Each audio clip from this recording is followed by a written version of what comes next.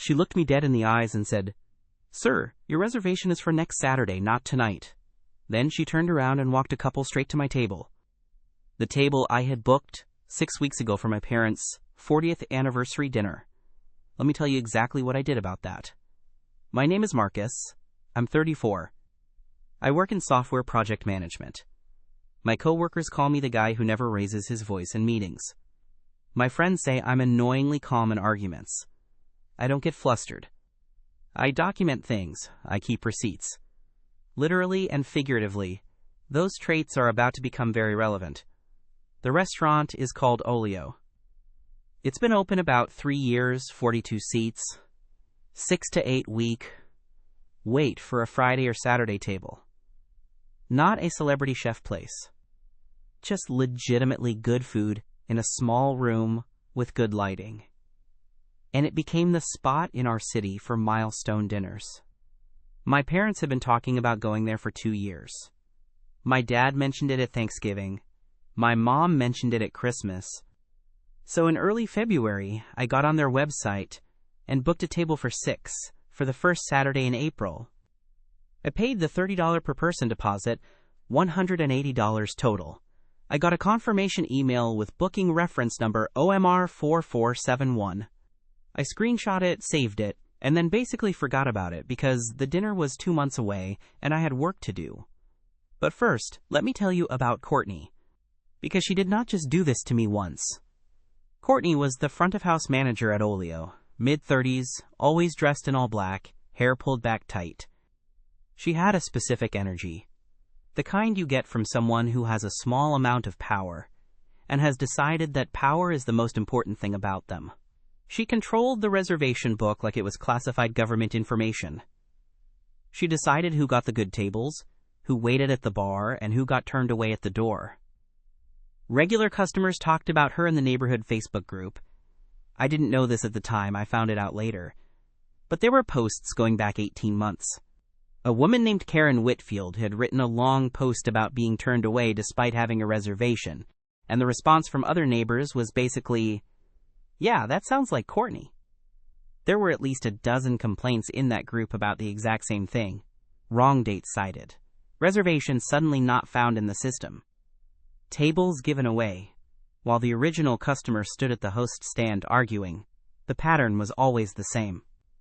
She'd pick a table she wanted to give to someone else, usually a regular, or someone who walked in with confidence and treated her like they were already friends, and she'd bump the original booking.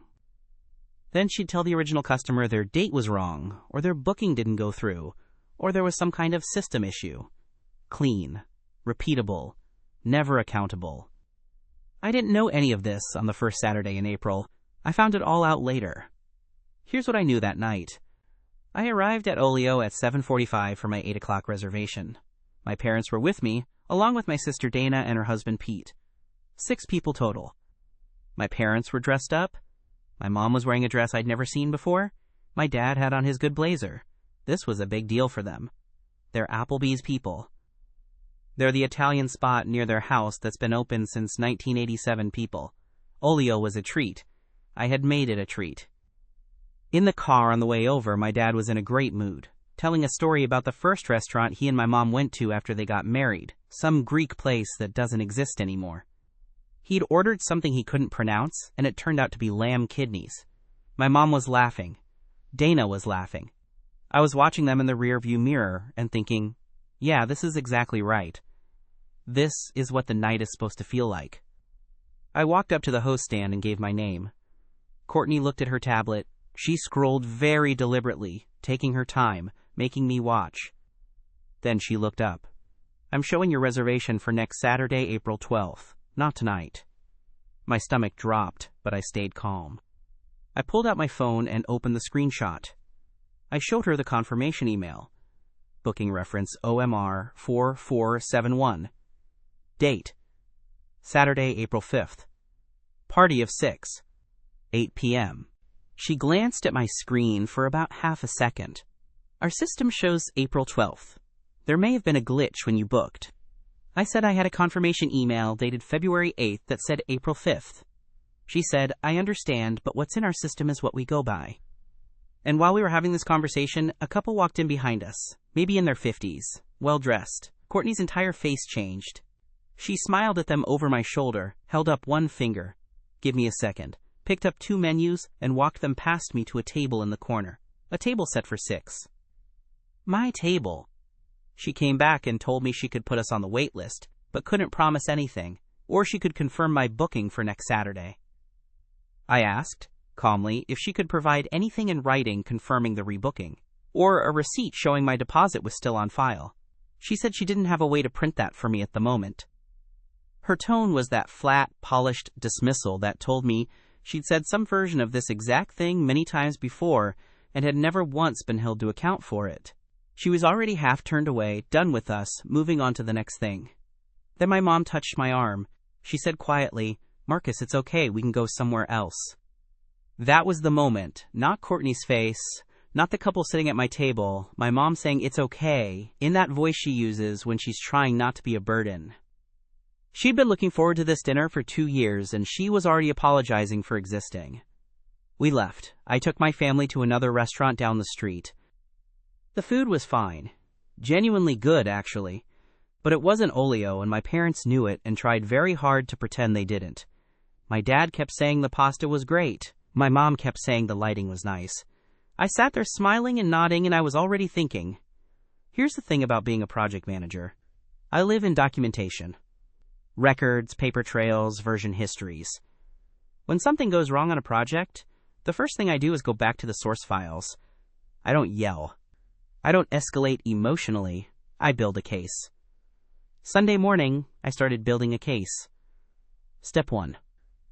I forwarded my original confirmation email to myself and saved it in 3 places: my phone, my laptop, and Google Drive. The email had the booking reference number, the date, the time, the party size, and the itemized deposit charge of $180. Step 2. I pulled my credit card statement. The $180 charge had cleared on February 8th. It was labeled Olio Restaurant Deposit. The charge was there. My booking was real. Step 3. I spent 2 hours in the neighborhood Facebook group searching for every post about Olio going back 2 years. I found 14 separate complaints describing exactly what had happened to me. Reservations bumped without notice. Wrong dates cited. Deposits not refunded when customers were turned away. I screenshot all 14 posts with names and dates visible. Step 4. I went through Olio's reviews on Yelp, Google, and TripAdvisor. Overall rating was strong, mostly 4 and 5 stars. But when I filtered for 1 and 2-star reviews, the same story kept showing up. Reserved weeks in advance, told the booking wasn't in the system, paid a deposit, turned away at the door. Host was rude and dismissive. I put together a document with 22 reviews describing the same pattern. Reviewer name, date, platform, exact quote. Step 5. I looked into whether any of this rose to the level of a legal issue. I'm not a lawyer, but I read enough to understand that charging a deposit for a service and then not providing it and not refunding the deposit could be consumer fraud or a violation of state deceptive trade practice laws, depending on the circumstances. I also learned that the State Attorney General's office had a consumer complaint portal. The Better Business Bureau had one too. And if the pattern was systematic, meaning it happened to multiple people, it could trigger a formal investigation. Step 6. Sunday afternoon, I emailed Olio's general contact address. Short and factual. I identified myself, referenced booking reference OMR 4471, explained I had been turned away on April 5th, and requested a full refund of my $180 deposit. I attached the confirmation email. I gave them 7 days to respond. Step 7. I waited. I want to be honest about my goal at this point. I wanted my $180 back. I wanted an acknowledgement that what happened was wrong. And if possible, I wanted my parents to have their anniversary dinner at Olio, the dinner they'd been talking about for 2 years. I wasn't trying to destroy anyone. I was just not going to let it go. On Wednesday, 4 days after my email, I got a response from someone named Glenn, who identified himself as the owner. 4 sentences. He was sorry I had a frustrating experience. His front-of-house team takes reservations very seriously. Based on their records, my reservation was for April 12th. They'd be happy to honor that booking. No refund offer, no acknowledgement that anything went wrong, and no explanation for why my confirmation email said April 5th, while his system said April 12th. He just accepted his system's version as fact and ignored the contradiction completely. I replied the same day. I said I appreciated his response. I reattached the confirmation email and added my credit card statement showing the February 8th charge. I explained that I wanted a refund of the $180 deposit I paid for a service I didn't receive. I said if he preferred, I'd accept a replacement reservation plus a $180 credit toward the bill as an alternative. I gave him until the following Monday. Monday came and went, no response. Monday evening was the one moment I felt something close to anger. Not hot, reactive anger, more like a cold, clarifying frustration. I had been reasonable. I had provided documentation. I had given Glenn every opportunity to fix this quietly and professionally. He had looked at all of it and decided to say nothing. That told me everything I needed to know about how seriously he took it. So I stopped being passively patient and started being deliberately patient. There's a difference. Passive patience hopes the other person does the right thing. Deliberate patience is what you practice while you're lining up every domino. Tuesday, I filed a dispute with my credit card company. I had the confirmation email, I had the charge. I had documentation that I showed up at the correct date and time and was turned away. Credit card disputes for services not rendered are very winnable when you have paper. I filed the dispute, uploaded my documents, and the credit card company opened a case. They would contact Olio for their side. Wednesday morning, I filed a complaint with the State Attorney General's Consumer Protection Division. The online form took about 20 minutes. I uploaded my confirmation email, my card statement, my full email exchange with Glenn, and my compiled document of 22 reviews showing the same pattern. In the description field, I wrote a factual, calm account of what happened. I noted this appeared to be a systematic pattern based on public reviews going back 18 months. I noted that deposits were being charged and not refunded when customers were turned away. I kept every sentence factual. No emotional language. Just what happened, with the evidence attached. Wednesday afternoon, I filed a complaint with the Better Business Bureau. Wednesday evening, I wrote my Yelp review. I want to be clear about this. I did not exaggerate. I did not call anyone names. I wrote a factual, detailed one-star review describing exactly what happened on April 5th. I included the booking reference number. I described showing up with my family for my parents' anniversary dinner. I described the table being given away while we stood there. I described Courtney's specific statement about the wrong date. I attached a photo of my confirmation email, which Yelp allows. I mentioned that I had filed consumer protection complaints. Calm and factual throughout. Then I did the same on Google reviews. Same review, same tone, same photo. Then I posted in the neighborhood Facebook group. I did not tag anyone. I did not use Courtney's name. I described what happened, said I had filed a consumer protection complaint and was in a credit card dispute, and linked to 14 of the earlier posts in the thread, pointing out that multiple neighbors had experienced the same thing. I asked if anyone else with a similar experience would be willing to document it. The Facebook post got 23 comments in the first hour. Karen Whitfield, the woman who had posted 18 months ago, said she still hadn't gotten her $150 deposit back and asked how to file an AG complaint. I replied with the direct link. A man named Theo Park wrote that the same thing had happened to him in December, deposit and everything, and he'd written it off as a loss. He asked if it was too late to file. I told him probably not and sent him the link. A woman named Sandra Cho said she worked at a law office, and this looked like it could qualify for small claims court, possibly class action territory, if enough customers had been affected. She wasn't giving legal advice, just observing. By Thursday morning, the post had 61 comments. 7 people said they had lost deposits. 2 said they were going to file AG complaints. Sandra had linked to a self-help small claims court guide for our state. The post was being shared around the neighborhood. Also Thursday morning, my Yelp review had 14 helpful votes and 4 comments from other users sharing similar experiences. My Google review had been marked helpful by 31 people and had prompted 3 new one-star reviews from customers who had been sitting on their stories. Also Thursday morning, I got an email from Glenn. Different tone this time, longer, more formal. He said he had looked into the matter further. There had been a booking system migration earlier in the year, that caused date discrepancies for a small number of reservations. He apologized for my experience. He offered a full refund of my $180 deposit. He offered a complimentary dinner for my party with a $300 credit toward the meal, on a date of my choosing, with his personal assurance the table would be held. Notice what he was not saying. He was not saying Courtney made a mistake. He was not saying the table was given away. He was calling everything a software glitch. But the offer was real. I didn't respond immediately. I had one more thing to do first. Thursday afternoon, I filed a small claims court claim against Olio for $180 plus the $35 filing fee. In my state, you can do this online.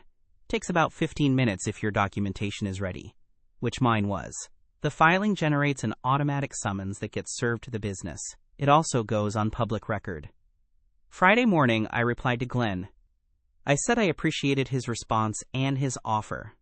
I would accept the refund and the complimentary reservation. Upon receiving the refund and a reservation confirmation, I would withdraw the small claims filing and update my reviews to reflect that the matter had been resolved. Business-like 48 hours. The refund hit my account Friday afternoon. Glenn emailed a reservation confirmation for the following Saturday, April 19th. Party of 6, 7:30 p.m., table in the main dining room.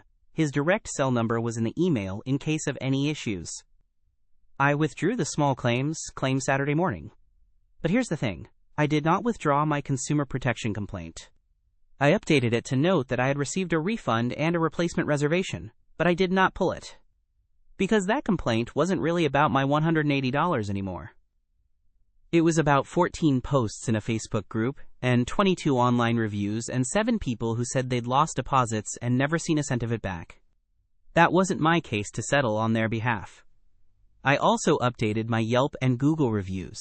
I added a paragraph to each saying the owner had contacted me, refunded my deposit, and offered a replacement reservation, and that I would update again after the dinner. I changed the rating from 1 star to 2 stars pending full resolution. This mattered. It made the reviews look like active, evolving accounts rather than hit jobs. People trust that. April 19th. Saturday night. We walked into Olio at 7:25. My parents, Dana, Pete, and me. My mom had worn the same dress as the week before. I think she'd been saving it specifically for this place. Courtney was not at the host stand. There was a young guy there instead, maybe 22, who greeted us by name immediately, walked us to a corner table, and said Glenn would be by shortly to welcome us personally. Glenn came within 2 minutes. About 50. Salt and pepper hair, clearly stressed behind a very professional smile. He thanked us for coming in. He hoped the evening would exceed our expectations. He mentioned a complimentary bottle of wine for the table as an additional gesture. I thanked him, shook his hand, and left it at that. I wasn't there to gloat. I was there to watch my parents have their anniversary dinner. The food was as good as advertised. The pasta was perfect. My dad had the braised short rib and declared it the best thing he'd eaten in years. My mom cried a little during dessert, which she blamed on the wine. Dana took about 40 photos. Pete gave a toast. It was a genuinely good night. At one point, my dad leaned over and said quietly, "However you made this happen, thank you." He didn't know the details. He didn't need to. I told him I'd made some calls and everything had worked out. He nodded like that was the most natural thing in the world and went back to his short rib. The bill came to $340 before the credit was applied. After the $300 credit and the comped wine, we paid $62, which I left as an additional tip because the server had nothing to do with any of this and had done a great job. Sunday morning, I updated both reviews to 5 stars and wrote a full account of how the owner had resolved the situation. The refund, the replacement reservation, the quality of the food and service. I noted that when the owner was made aware of the issue, he handled it professionally, because that was true. The reviews now read as a story with a resolution, not just an attack.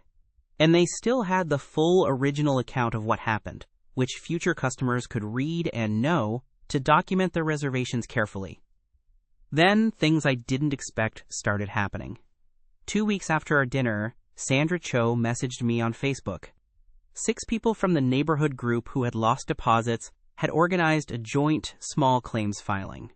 Combined, they were claiming $1,140 in unrefunded deposits. Her office couldn't take it on formally, but had helped them prepare the filings as a courtesy. She let me know because I had started the thread that connected them. A week after that, a food writer named David Pell, who wrote a weekly column for the city paper, posted a piece about reservation deposit practices at local restaurants. The piece didn't name Olio specifically, but it quoted the AG's Consumer Protection Office, which confirmed it had received multiple complaints about deposit practices in the restaurant industry. The piece cited a case where a downtown restaurant had refunded 7 customers totaling $1,050 in deposits after a consumer complaint review. It didn't take a genius to figure out which restaurant. And then there was this. About a month after our dinner, I was back in the neighborhood Facebook group for an unrelated reason and saw a post from someone looking for restaurant recommendations for a special occasion. Olio got mentioned in the comments. And below that, someone replied, "Just make sure you take a screenshot of your confirmation email and keep your credit card receipt. I've heard they've had some booking system issues in the past." 6 people liked that comment. As for Courtney, I don't know exactly what happened to her. Glenn was never going to tell me. But I can tell you that every time I've walked past the restaurant in the past 3 months, there has been a different person at the host stand. A young woman I don't recognize. She smiles when people walk in. She checks the reservation book without the performance.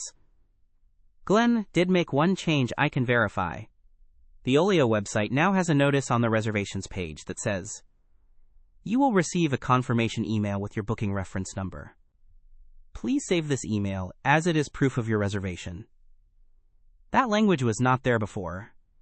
I know because I saved the old version of the page in my documentation file. My $180 is back. My parents had their dinner. 7 people in my neighborhood got their deposits back. The AG has a file on the restaurant's practices. And somewhere out there, future customers are being told to keep their confirmation emails because of a 2-hour documentation session and a 15-minute small claims filing. I never yelled at Courtney. I never went back to cause a scene. I never posted anything that wasn't factual. I just used every system that exists specifically for situations like this, and I used them correctly. The paper trail was always real. The complaint was always legitimate. I just actually followed through, instead of writing it off as a loss and going home angry. My dad still talks about that short rib. My mom tells her friends about the anniversary dinner like it was a perfect night. Which it was, eventually. Dana sent me a card that just said, "You absolute menace," with a smiley face. It's taped to my monitor. The best revenge isn't dramatic, it's documented. So here's what I want to know. If someone turned your family away and kept your deposit with a straight face, would you have let it go? Or would you have pulled out your files?